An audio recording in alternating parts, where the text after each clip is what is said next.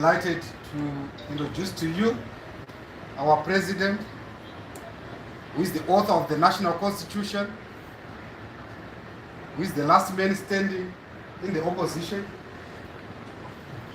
and our future president. So, Senator, over to you. Thank you very much. Honorable Mashagada, our Secretary General. I want to recognize the Chairman of the Movement for Democratic Change, Baba Sox Chikonero, Presidential Spokesperson, Lloyd Bamba. Ladies and gentlemen of the press, welcome to this press conference.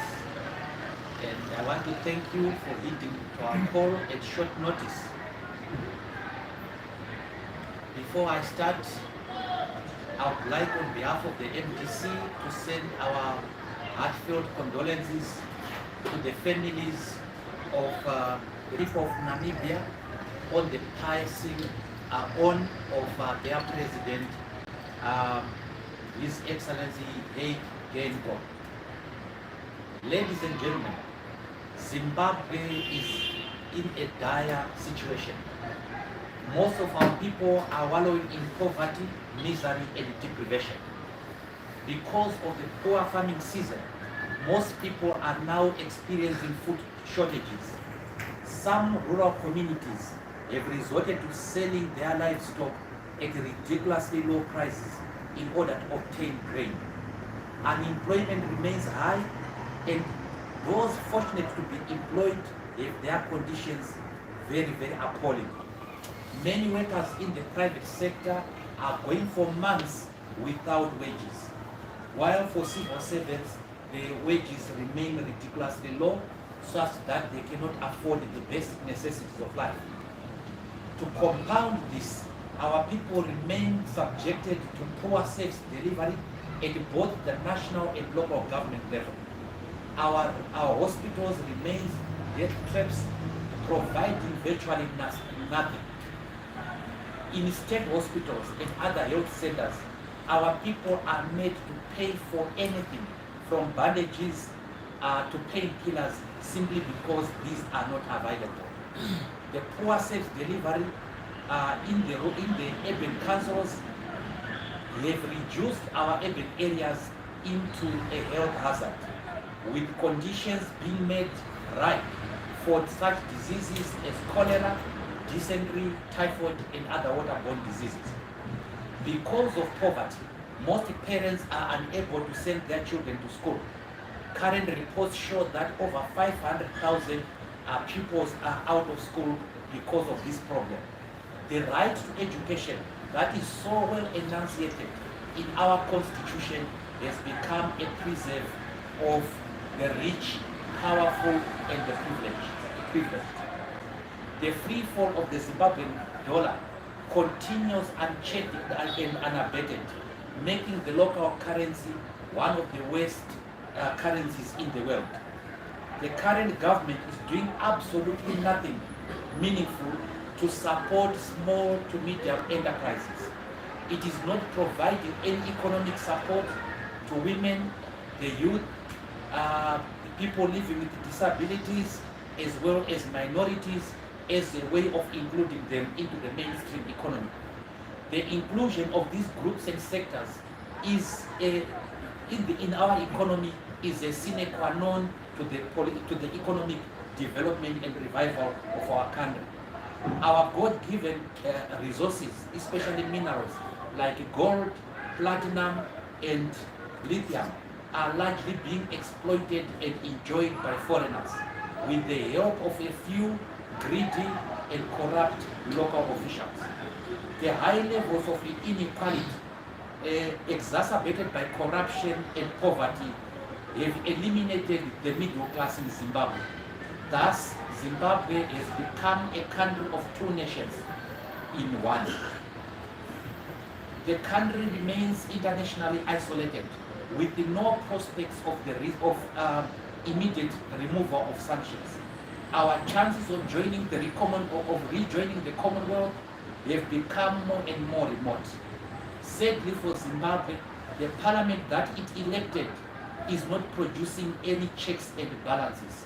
In fact, it has been reduced to a one-party rubber-stamping parliament, as both sets of parliamentarians are acting incompetently but in unison.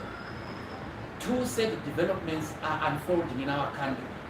There appears to be a program to remove people and demolish their dwellings in communal areas. This seems to emanate from a misunderstanding of the law. In terms of the law, the communal land vests in the president. He holds it in trust on behalf of the people. He does not own it. So contrary to the assertions by many people in ZANU-PF, the land does not belong to the president. It belongs to the people. He simply holds it in trust. If the demolitions are not stopped immediately and completely, it will constitute Murambachina number 2. The second problem that is developing are caused by ZANU-PF people that President Mnangagwa must get a third term. These calls have been made at official ZANU-PF stages.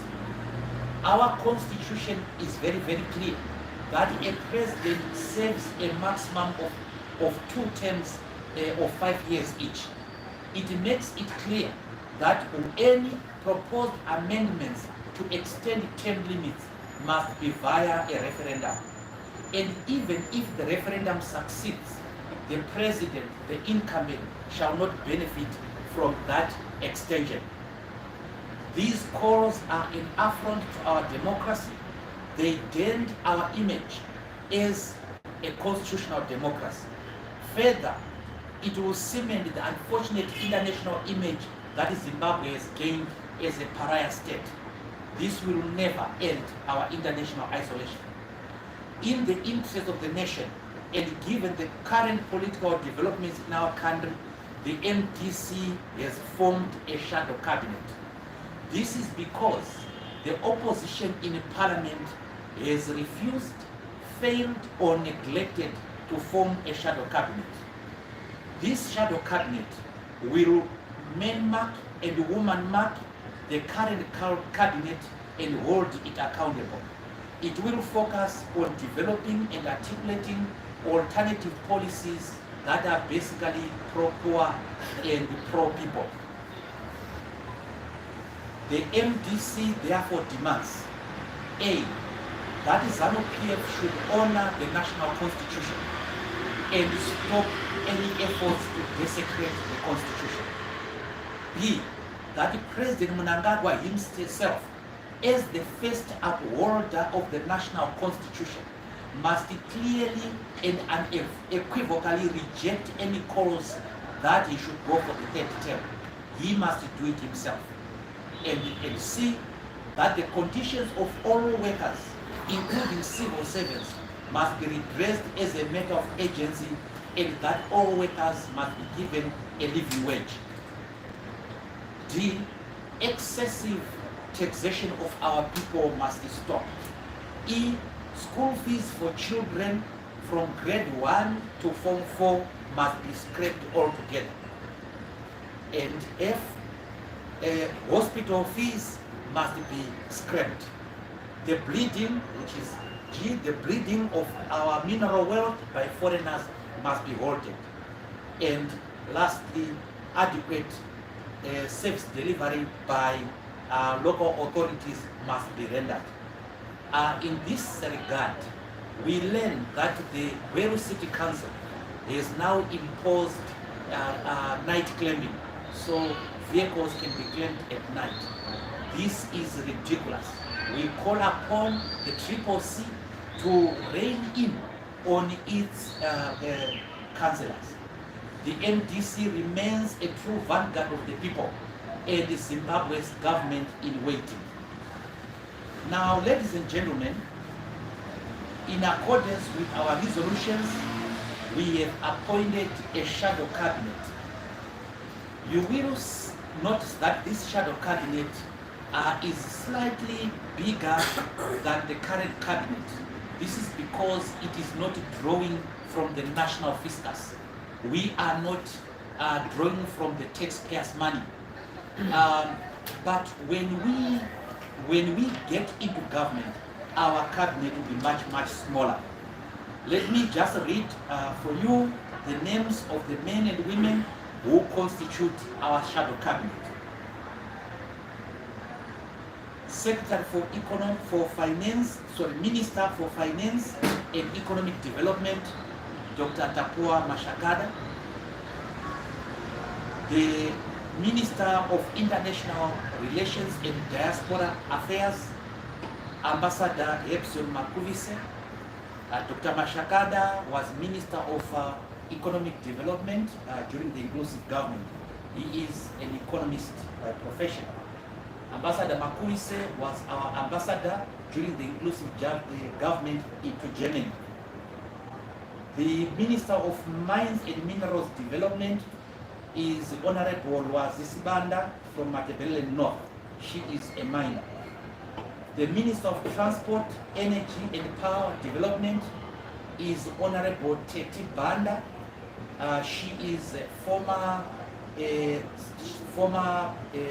MP for Midlands Province.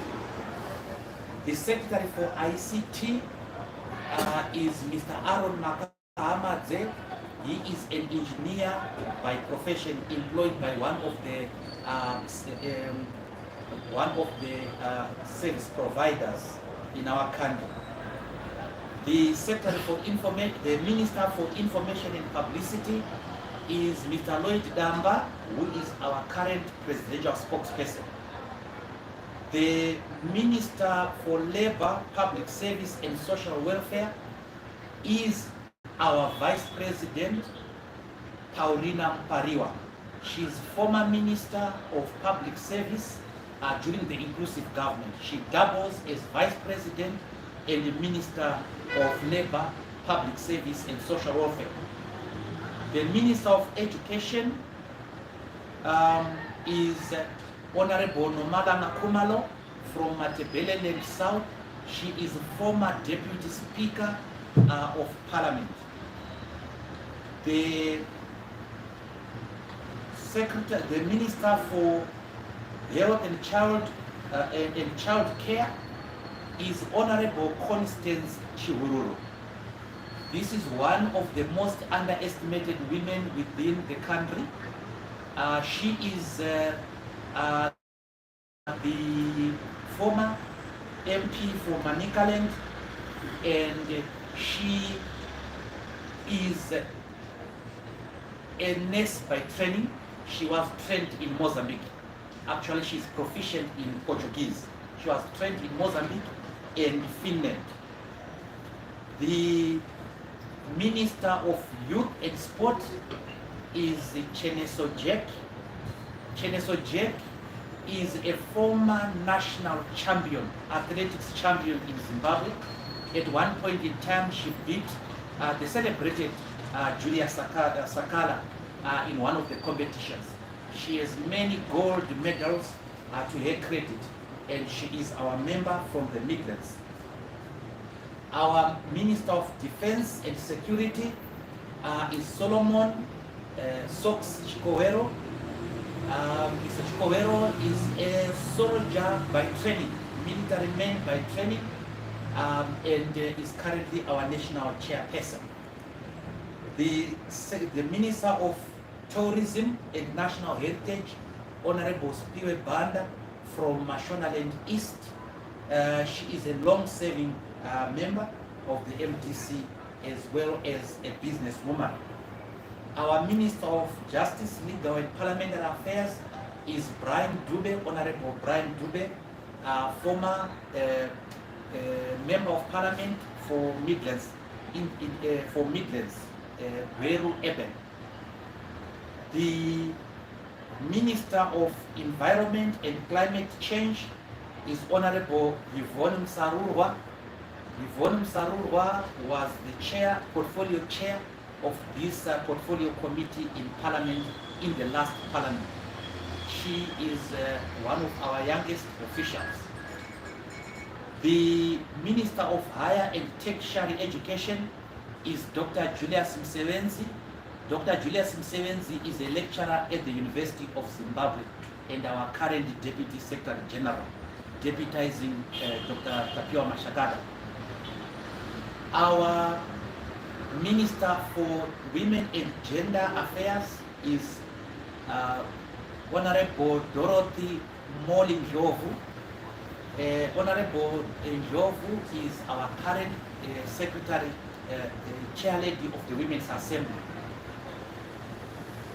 Minister of Small and Medium Enterprises and Community Development is Councillor Tendai Kokera. She is the former mayor of Kadoma City.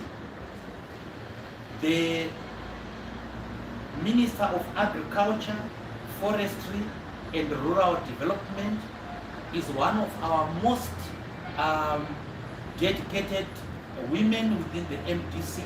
She is the organizing secretary of the Women's Assembly, Honorable Nometa Munyai. The Minister of Local Government, Devolution, Planning and Development is Honorable Tangwara Matimba. He holds qualifications in rural and urban planning from the University of Zimbabwe and is our former MP for Buhera Central. Minister of War Veterans, National Peace and Reconciliation. So we have married war veterans to national peace and reconciliation. He is our former minister or deputy minister, veteran trade unionist, Gift Chimani Kire.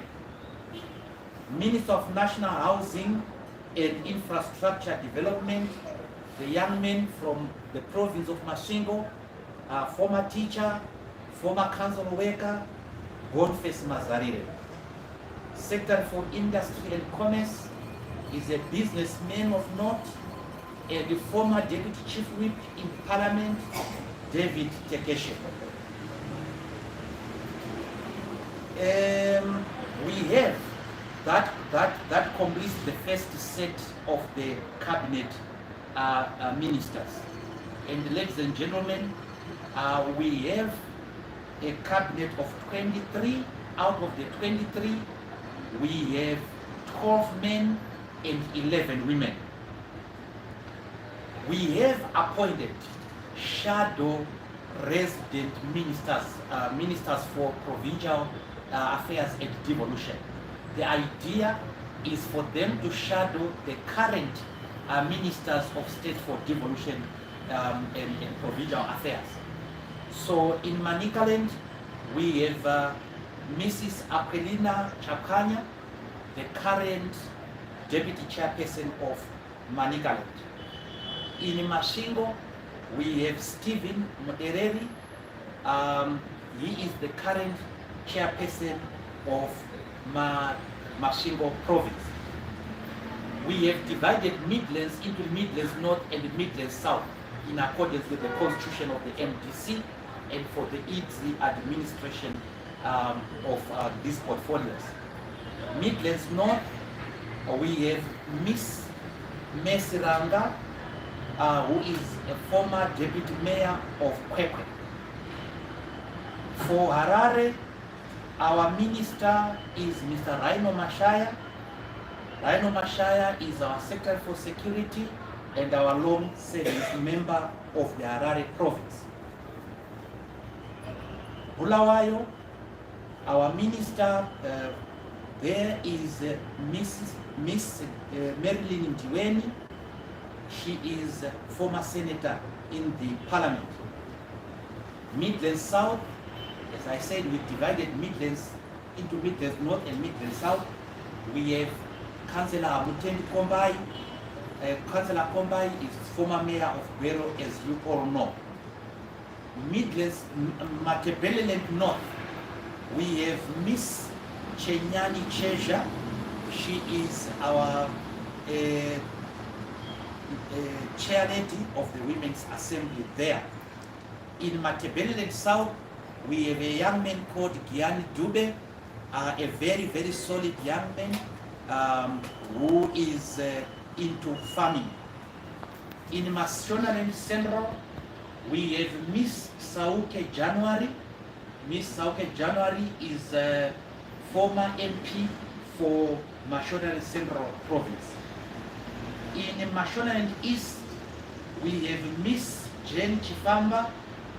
She is a long-serving she's a long-serving member of the party and the former senator for Mashonaland East.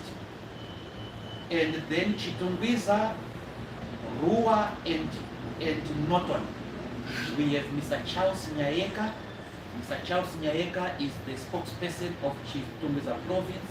He is a business person. Mashonaland West, we have Miss Violet Moketsi. Miss Moketsi is the current chairperson of the MDC for Mashonaland West Province. She is a former senator in the parliament.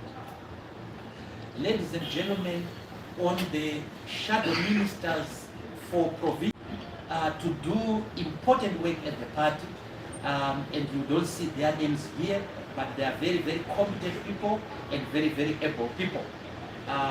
You will see their work as time goes on. So, ladies and gentlemen, that is our statement to you as members of the press. And we want to advise that our staff are going to make available both the press statement and the list of the shadow ministers. Thank you very much.